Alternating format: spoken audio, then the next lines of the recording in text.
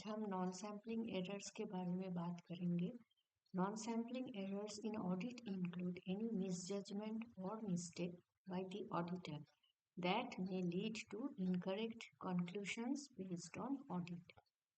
They occur even if the entire population is examined. हम audit करने जाते हैं तो कुछ मिस्टेक्स हम करेंगे, मतलब ऐसा नहीं कि हम 100% राइट होंगे ऑलवेज। तो जो भी मिस्टेक्स ऑडिटर कर लेते हैं, मतलब इन अनइंटेंशनली करते हैं, लेकिन वो मिस्टेक का चांस हमेशा रहता ही है। तो वो जो अगर मिस्टेक के वजह से कोई इनकरेक्ट कंक्लूजन आता है तो उसको हम नॉन सैम्पलिंग एरर्स कहते हैं। इसे आप ह्यूमन एरर्स भी कह सकते हैं। मतलब ये तो होना, मतलब होगा ही, कोई टाइपोग्राफिकल एरर होगा या कुछ भी होगा जिसके लिए कुछ इनकरेक्ट कंक्लूजन हो जाता है।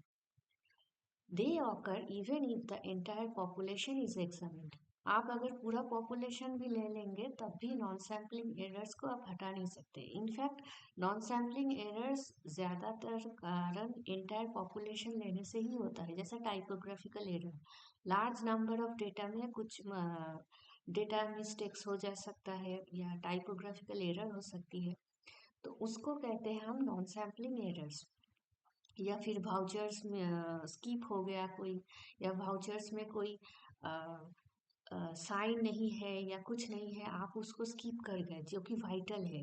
ये सब जो एरर्स है जिसको मैथमेटिकली हम क्वांटिफाई नहीं कर सकते, उसी को हम नॉन सैम्पलिंग एरर्स कहते हैं।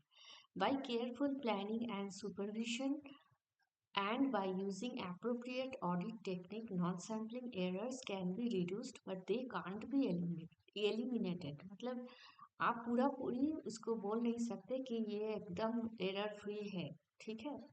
Some of the cases of non-sampling errors in audit are selecting inappropriate audit procedures to achieve specific objectives. For example, an auditor checks controller's signature on voucher and not the disbursement approval। एक voucher ऐसा मिला कि जिसमें disbursement जिसमें controllers का signature है, मतलब पास हो गया बिल पास हो जाते हैं तो वाउचर बन जाते हैं। तो वो तो बन गया, लेकिन उसका कोई सैंक्शन ऑर्डर या डिसबर्समेंट अप्रूवल ही नहीं था।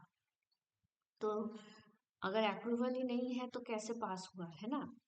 तो जो ऐसा जो सिचुएशन है, इसको हम कह सकते हैं कि नॉन सैम्पलिंग एरर्स में आता है ये। Auditor may fail to recognize misstatement included in documents that he examines.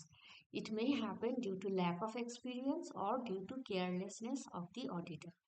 कोई लैंग्वेज का प्रॉब्लम में हो सकता है, कोई लैंग्वेज ऐसे एम्बिगुअस स्टाइल का लिखा हुआ है जैसे कि आपको समझ में नहीं आया कि ऑर्डर में ऐसा क्या बोल दिया कि बिल को पास करना है या नहीं करना है, या फिर कुछ ऐसा कुछ स्टेटमेंट या ऑर्डर है जिसको आप ठीक से क्लैरिफाई नहीं कर पाए, तो ये भी हो सकता है नॉन सैम्पलिंग एरर्स के वजह से। Selecting inappropriate population, for example, selecting only BPL households for audit of LPG subsidy scheme। ठीक है, कोई पर्टिकुलर सिलेक्शन कर लिया पॉपुलेशन का, पर्टिकुलर एरिया, मतलब पूरा जो रिप्रेजेंटेटिव होना चाहिए एक पॉपुलेशन को, अगर डेटा है तो जितना भी स्टाइल का ये होता है सबका स्टाइल का नहीं लेके टिपिकल पर्टिकुलर ग्रुप का ही आप लिए हैं, तो ये भी नॉन, मतलब बाकी का जो ग्रुप है उससे कोई वाउचर्स या कुछ डेटा आपने सिलेक्ट नहीं किए हैं, तो ये भी एक नॉन सैम्पलिंग एरर्स हो गया। Auditors makes an errors in evaluation, say totaling mistake or skipping some vouchers containing error of the result। कोई ऐसा हो गया कि जो एक्चुअल जो एरर वाला वाउचर है वही आपका सिलेक्शन में नहीं आया, अब और या फिर आपने उसको स्किप कर दिया किसी वजह से, वो भी हो सकता है। तो ये सब हो गया आपका नॉन सैम्पलिंग एरर। अब आता है sampling in audit. In the early stages of development of audit, it was not an uncommon practice for an auditor to perform 100% examination of the entities of their records. जब एकदम शुरू में audit का जो development मतलब जब वो first stage था डेवलपमेंट का, मतलब ऑडिट का, तो यूनिट भी उतना हम लोग इतना फास्ट नहीं थे कि वाउचर्स भी कम होता था तब 100% एग्जामिनेशन पॉसिबल था। लेकिन जैसा जैसा काम का स्पीड आया गवर्नमेंट सेक्टर में या कहीं भी, तो वाउचर्स भी ज़्यादा होने लगा, तो तब 100% एग्जामिनेशन पॉसिबल नहीं रहा, मतलब हो सका। तो तब हमको ये जो 100% examination of the tremendous volume of entries was unjustified and uneconomical. अगर 50 वाउचर एक फाइनेंशियल ईयर में होता था जिस जमाने में, तब शायद 100% एग्जामिनेशन पॉसिबल था।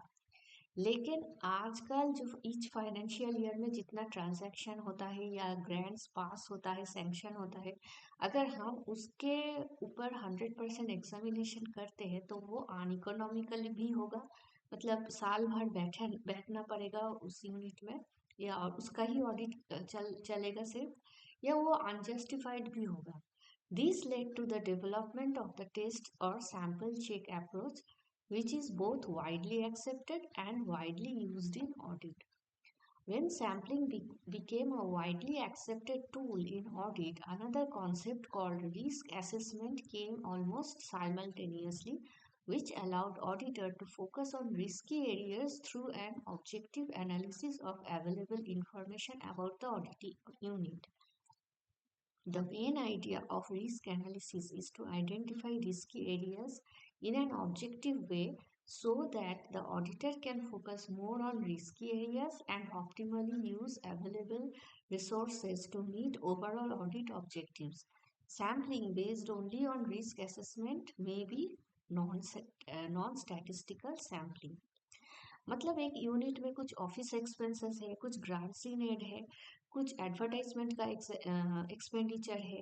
तो ये जो डिफरेंट कैटेगरी ऑफ और डिफरेंट टाइप का जो नेचर का जो एक्सपेंडिचर्स है, उनमें से अगर आप किसी पर्टिकुलर, सपोज ऑफिस एक्सपेंडिचर में उस जिस फाइनेंशियल ईयर में हम ऑडिट करने गए हैं, उस ईयर में ज़्यादा बजट ही नहीं पेश हुआ, या फिर अलॉटमेंट ही नहीं आया, या एक्सपेंडिचर ही ज़्यादा नहीं हुआ, लेकिन ग्रांट सी नेट में ज़्यादा हुआ है, तो हम ग्रांट सी नेट को ज़्यादा देखेंगे।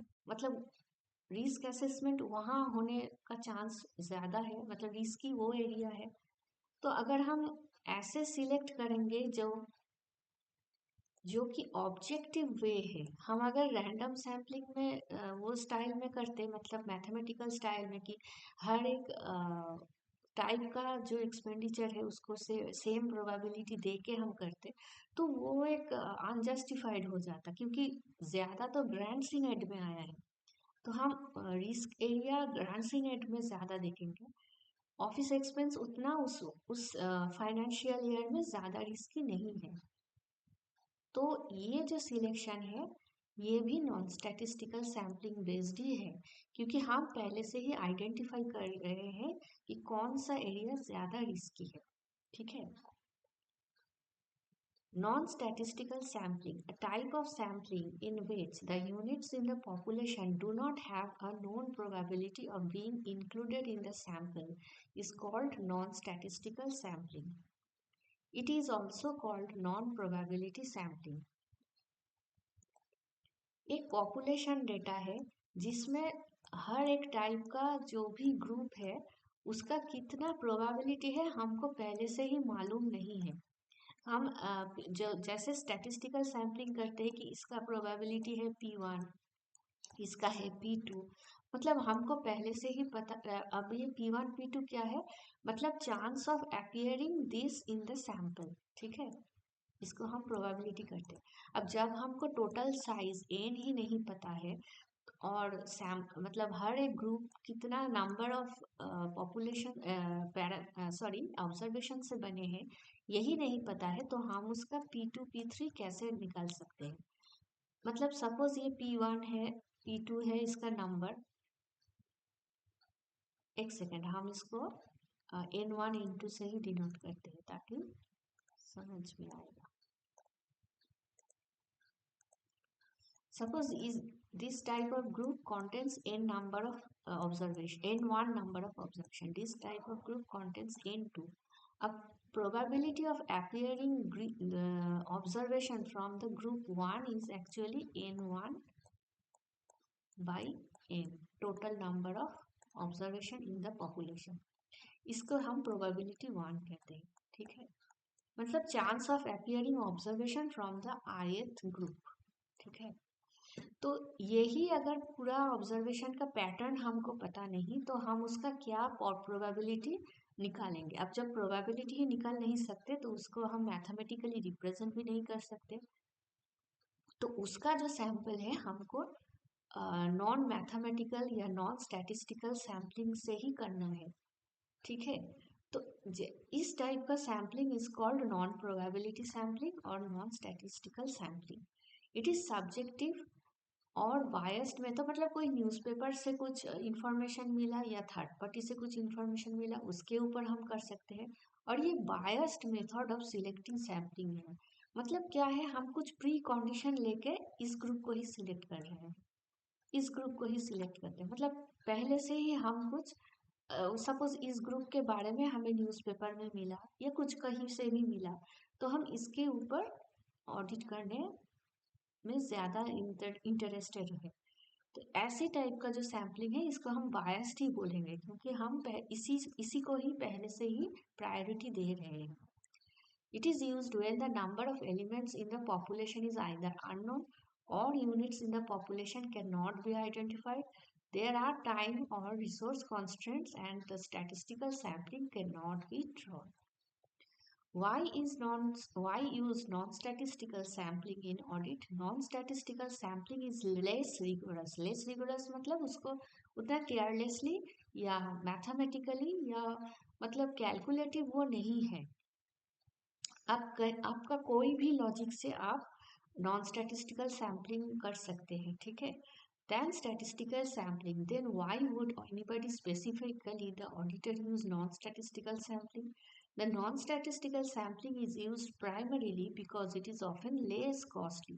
आपको कोई ट्रेनिंग या कुछ मैथमेटिकल कुछ भी मतलब स्किल का ज़रूरत नहीं है ये नॉन स्टैटिस्टिकल सैम्पलिंग करने से, मतलब कोई भी इंफॉर्मेशन लेके या कोई भी आइडिया लेके आप नॉन स्टैटिस्टिकल सैम्पलिंग कर सकते हैं।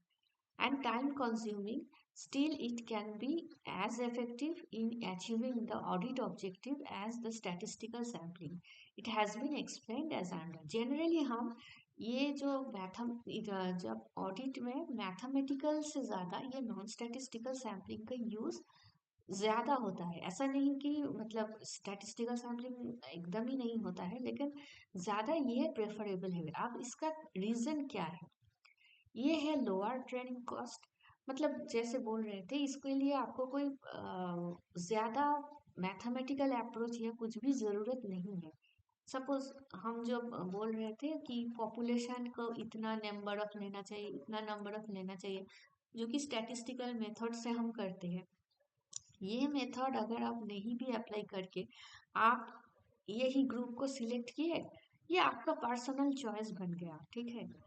तो अगर पर्सनल चॉइस से आप इसको सिलेक्ट कर रहे हैं, इसको सिलेक्ट कर रहे हैं, तो यही हो गया आपका नॉन स्टैटिस्टिकल सैम्पलिंग। मैथमेटिकली आप अप्रोच नहीं किया, लेकिन फिर भी कुछ ग्रुप आपने जो सिलेक्ट किया वही है non statistical. Ease of implementation, because non-statistical approaches are less complex, they are generally easier and quicker to apply in the field. Also reduce the complexity makes it less likely that the methods will be wrongly applied by the audit staff. Impracticability and of random based selection, in some cases it is not practical or not economical to apply random based selection. Population source documents may be large and unnumbered, that is, list of units in the population may not be available. For example, it may be possible that in a large village the list of households is not available. So to carry out statistical sampling, the list of households needs to be prepared first, which may be very much time consuming. अब अगर आप ऐसा data को लेके काम करने जा रहे हैं, स्टैटिस्टिकल सैम्पलिंग उसी के ऊपर कर सकते हैं जिसके डेटा बहुत ही अच्छी तरह से अवेलेबल है। अब जैसा हमारे एग्जाम्पल में एक विलेज में गए हैं जिसका जो हाउस होल्ड का लिस्ट है वही प्रिपेयर्ड नहीं है, तो आप किसके ऊपर स्टैटिस्टिकल सैम्पलिंग करेंगे? डेटा ही तो अवेलेबल नहीं है। तब हम अ, तभी ना उसके ऊपर रैंडम बेस मतलब इसका चांस ऑफ अपीयरिंग P1 है, ये सब कैलकुलेशन कर सकते हैं। अगर वही डेटा ही अवेलेबल नहीं है तो हमको शुरुआत तो कहीं से करना है, तो तब हम नॉन स्टैटिस्टिकल सैम्पलिंग यूज कर सकते हैं। Proposed adjustment based on qualitative analysis. The increased precision of a statistical estimate is often not needed. ठीक है, जो कंप्यूटर आपको जो डेटा देने के बाद जो जितना प्रिसाइज आपका स्टैटिस्टिकल एस्टिमेट देगा कि ऑफिस एक्सपेंस का, सपोज हम यूनिट की बात कर रहे हैं, ऑफिस एक्सपेंस का इतना परसेंट लीजिए, इतना परसेंट लीजिए, सैलरी का इतना परसेंट लीजिए, तो वो तो एक मैथमेटिकली हो गया।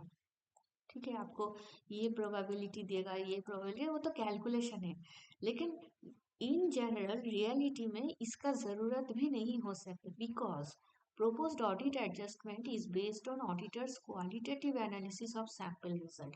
अब अगर आप सैलरी को ज्यादा प्रायोरिटी देंगे कुछ दूसरा के साथ, तो मतलब सबका प्रायोरिटी ऐसा हो सकता है कि फील्ड में लिमिटेड टाइम में हर एक टाइप का वाउचर्स को आपको उतना प्रोबेबिलिटी मतलब जो स्टैटिस्टिकल कंप्यूटर में एनालिसिस करके आपको दिया कि इस डेटा को इतना प्रायोरिटी से देखना है, इस डेटा को इतना प्रायोरिटी से देखना है, इसका ज़रूरत भी नहीं हो सकता है। ऐसा नहीं कि होगा नहीं या बोल रहा है, ये हो नहीं सकता है। तो मैथमेटिकल कैलकुलेशन मनी वैल्यू के ऊपर या वाउचर्स का जो वैल्यू है उसके ऊपर जो बनता है, कभी कभी ऐसा इस टाइप का जरूरत भी नहीं हो सकता है अगर आपको नेचर पता है। ठीक है, आप उस नेचर देख के, आप उसका कोई थर्ड पार्टी इंफॉर्मेशन देख के या आपका प्री नॉलेज से आप मैथमेटिकल कैलकुलेशन को छोड़ के भी आप ऑडिट कर सकते हैं। ठीक है, यही इसका मतलब है कि नॉन स्टैटिस्टिकल सैम्पलिंग का जरूरत कहाँ है। मैथमेटिकल से भी ज़्यादा नॉन स्टैटिस्टिकल सैम्पलिंग ज़्यादा रियलिस्टिक कभी कभी होता है। ठीक है, the use of qualitative analysis rather than quantification of sample results is often the most efficient and effective approach in audit. Even when statistical sampling is used, the auditor may use sample sizes that are not large enough to reliably estimate the amount of misstatement. The sample results are used to identify situations in which the risk of material misstatement is unacceptably large. Once the situation is identified, the auditor relies on qualitative analysis to determine the proposed adjustment in sample results. एक बार हम इसको revise कर लेते हैं, कहाँ कहाँ non statistical sampling का use statistical sampling के ऊपर ज़्यादा प्रेफरेबल है। एक तो है लोअर ट्रेनिंग कॉस्ट, मतलब ऑडिटर को कोई ट्रेनिंग भी अगर ना दे दिए हैं मैथमेटिकल कुछ, वो सब P1 P2 P3 या मैथमेटिकल कैलकुलेशंस भी उसको नहीं पता है, तब भी वो नॉन स्टैटिस्टिकल सैम्पलिंग कर सकते हैं। ईज ऑफ इम्प्लीमेंटेशन, ये कॉम्प्लेक्स ज़्यादा नहीं होता है, बहुत ही आसान होता है, मतलब आपका प्री कंडीशन या प्री कुछ नॉलेज से ही आप कर सकते हैं। इम्प्रैक्टिकेबिलिटी ऑफ रैंडम बेस्ड सिलेक्शन, जहाँ पे डेटा ही अवेलेबल नहीं है वहाँ रैंडम बेस्ड हो ही नहीं सकता, क्योंकि स्टैटिस्टिकल सैम्पलिंग आप ड्रॉ कहाँ करेंगे जहाँ डेटा प्रिपेयर नहीं है, तो तब आप नॉन स्टैटिस्टिकल सैम्पलिंग यूज कर सकते हैं। या फिर जो increased precision of statistical estimate is often not needed because the proposed audit adjustment is based on auditor's qualitative analysis. हम उसका फंक्शनलिटी में भी कर सकते हैं कि इतना अमाउंट है, ये सब कैलकुलेशन से ज़्यादा कितना फंक्शनलिटी उसका ठीक है, फंक्शनल कोई इरेगुलरिटी है कि नहीं, उसके ऊपर जब ऑडिट करते हैं तब भी हम उसको नॉन स्टैटिस्टिकल सैम्पलिंग से ही कर सकते हैं। ठीक है, वंस द सिचुएशन इज अच्छा अब ये हो गया। अब है disadvantages of non statistical sampling. Not representative of the population and it is not possible to assess the validity of estimates, determine sample size objectively. ये दोनों ही पॉइंट है, क्योंकि ये एसेस मतलब कोई न्यूमेरिकल वैल्यू तो ये नहीं देता है, इसीलिए पॉपुलेशन का रिप्रेजेंटेटिव इसको नहीं कह सकते हैं। ठीक है, अब जब पॉपुलेशन का मैथमेटिकल कोई वैल्यू नहीं है तो एस्टिमेट भी नहीं कर सकते, इसका वैलिडिटी नहीं है इसमें। और सैंपल साइज भी इसका क्या ड्रॉ करेंगे, जब वही प्रॉब्लम है जो मैथमेटिकल, अगर मैथमेटिकल वैल्यू ही नहीं रहा तो हम पॉपुलेशन भी नहीं जानते हैं, सैंपल साइज भी नहीं कर सकते, और एस्टीमेट जो मीन मीडियन मोड या फिर स्टैंडर्ड डेविएशन कुछ भी नहीं कर सकते। ठीक है, यही बोल रहे हैं। अब है मेथड ऑफ सिलेक्शन। एक है ब्लॉक सिलेक्शन, जैसा कि एक फाइनेंशियल ईयर में जब 12 मंथ्स होता है, हम उसमें कोई भी 2 महीना सिलेक्ट करके vouchers received in treasury during the March of June और मार्च, ये एक एग्जाम्पल आपका हो गया ब्लॉक सैंपल का। ठीक है, block selection should be used with caution. अब ये कॉशन क्या है, सपोज मार्च में ज्यादा ट्रांजैक्शन होता है या जून में ज्यादा ट्रांजैक्शन होता है। ठीक है, इस टाइप का अगर कोई कॉशन लेके हम कर सकते हैं, मतलब जनवरी फरवरी सब महीने में ज्यादा नहीं है, ये देख के मार्च जून को ही सिलेक्ट किए, ये जो करके हम सिलेक्ट करते हैं ब्लॉक सिलेक्शन, इसको कहते हैं। Block selection should be used with caution because valid references cannot be made beyond the period or block examined. If block sampling is used, many blocks should be selected to help minimize sampling risk. अब देखिए, अगर ये random sampling जैसा होता तो हर एक महीने का probability of appearing in the sampling would be 1/12। लेकिन हम ये प्रोबेबिलिटी या रैंडम सैम्पलिंग बेसिस से नहीं कर रहे हैं, पर्टिकुलर 2 महीना ले लिया मार्च और जून। ठीक है, तो ये हो गया नॉन स्टैटिस्टिकल सैम्पलिंग। अब है हैप्पैजार्ड सिलेक्शन। इसमें एक एग्जांपल दिया है कि ट्रेजरी हम ऑडिट करने गए हैं और सपोज एक ड्रॉयर है। ठीक है, ये dryer 1, dryer 2, lower sorry upper, medium and lower. अब ये भी अगर मैथमेटिकली होता तो अगर अब ये 3 ड्रॉयर में वाउचर्स है। ठीक है, तो हर वाउचर मतलब ये ड्रॉयर 1/3 1/3 1/3 ड्रॉयर हम लेके उसका जो वाउचर है उस सपोज इसमें 100 वाउचर्स है। ठीक है, इसमें 90 वाउचर्स है। इसको हम मैथमेटिकली करके वो रैंडम सिलेक्शन भी कर सकते हैं जिसका एक मैथमेटिकल रिजल्ट आता, लेकिन वो नहीं करके अब आगे ये भी नहीं किया, सिर्फ मीडियम वाला ही मीडियम ड्रॉयर ही सिलेक्ट कर रहे हैं। हर एक ड्रॉयर से मतलब कुछ भी नंबर लेके जब हम सिलेक्ट कर रहे हैं विदाउट एनी मैथमेटिकल कैलकुलेशन, यही हो गया नॉन हैप्पैजार्ड सिलेक्शन। अब इसी को अगर मैथमेटिकल अप्रोच से करते तो ऐसे करते कि 1/3 इसको इसमें सिलेक्ट करते, इस ड्रॉयर से 1/3 इसमें। अब इसमें जितना नंबर ऑफ वाउचर है उसका प्रोबेबिलिटी कितना है, ये नहीं करके जस्ट हम हैप्पैजार्डली इससे इससे इससे हम वाउचर सिलेक्ट करते हैं, वो भी ऑडिटर्स की चॉइस से, वो भी ऑडिटर्स की चॉइस से हम सिलेक्ट करें।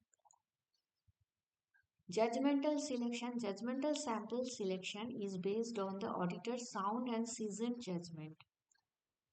Note that if the auditor only selects large or unusual items from the population or uses some other judgmental criteria or for selection, the selection method has a conscious bias. अब ये conscious bias वही होता है जो paper clippings या newspaper या third party से कुछ इंफॉर्मेशन या आपको कुछ लोकल नॉलेज है इसके बारे में, ये सब जो भी है ये कॉन्शियस बायस में आ जाता है। ठीक है, and can not be considered representative selection. अगर वही चीज रिप्रेजेंटेटिव होता तो हर एक ब्लॉक से या कुछ से हम इक्वल चांस देके उसको सिलेक्ट करते, नहीं करके आपको कोई प्री कंडीशन या प्री इंफॉर्मेशन है जिसके बारे में, सपोज इस ब्लॉक के बारे में आपको कोई लोकल इंफॉर्मेशन है या कुछ भी है, तो आप सीधा सीधी इस ब्लॉक में चले गए, यही होता है conscious bias. Period of items, a sufficient older number of accounts. Suppose ये आपको एक 10 साल का ऑडिट करने आप गए हैं, तो नेचुरली आपका चांस जो होता है कि ओल्डर जो वाउचर्स है वो ज़्यादा एफिशिएंटली शायद उसमें ज़्यादा प्रोबेबिलिटी है रॉन्ग होने का चांस है, तो आप इसको ज़्यादा प्रायोरिटी दिया है rather than the new vouchers, new period जो लेटेस्ट वाउचर्स है उसके ज़्यादा आप ओल्डर वाउचर्स को प्रायोरिटी ज़्यादा दे रहे हैं। ये हो गया रिलेटिव रिस्क। अब नेचर, नेचर क्या है, जैसा कि आप ऑफिस एक्सपेंस को छोड़ के ग्रांट्स इन एड से एड को ज़्यादा प्रायोरिटी दे रहे हैं क्योंकि उसमें रिस्क ज़्यादा हो सकता है, ये आपका, या फिर किसी उल्टा भी हो सकता है, ग्रांट्स इन एड को छोड़ के कहीं ऑफिस एक्सपेंस एक्सपेंस या मेजर वर्क कुछ हुआ था उसके ऊपर आप ज़्यादा आप क्या आप ज़्यादा प्रायोरिटी दे रहे हैं। Representativeness. Besides value and risk consideration, the auditor should be satisfied that the sample provides coverage of all types of items in the population. ठीक है। जजमेंटल में ये भी एक पार्ट है कि अगर आपको हाँ यहाँ एक बात है, आपको पॉपुलेशन अगर पहले से टाइप नेचर या टाइप ये सब हो रहा था जब आपका पॉपुलेशन का टाइप या नेचर आपको पता नहीं था। अगर आपको पता है इसका नेचर क्या है तो आपको ऐसा रिप्रेजेंटेटिवनेस करना है ताकि हर एक टाइप से आप ऐसा वाउचर सिलेक्ट करें कि वो सबका रिप्रेजेंटेटिव हो। Value of items. Generally, it is believed the larger the value of an item in terms of money value, the larger will be the risk. एक 10 रुपए के वाउचर से ज़्यादा आप नेचुरली जो 1000 रुपए का वाउचर से उसको ज़्यादा प्रायोरिटी देंगे। So larger value of item is given more importance और weight while selecting a sample. ठीक है, तो ये हो गया आपका नॉन स्टैटिस्टिकल सैम्पलिंग के बारे में। अब हम नेक्स्ट वीडियो में स्टैटिस्टिकल सैम्पलिंग के बारे में पढ़ेंगे।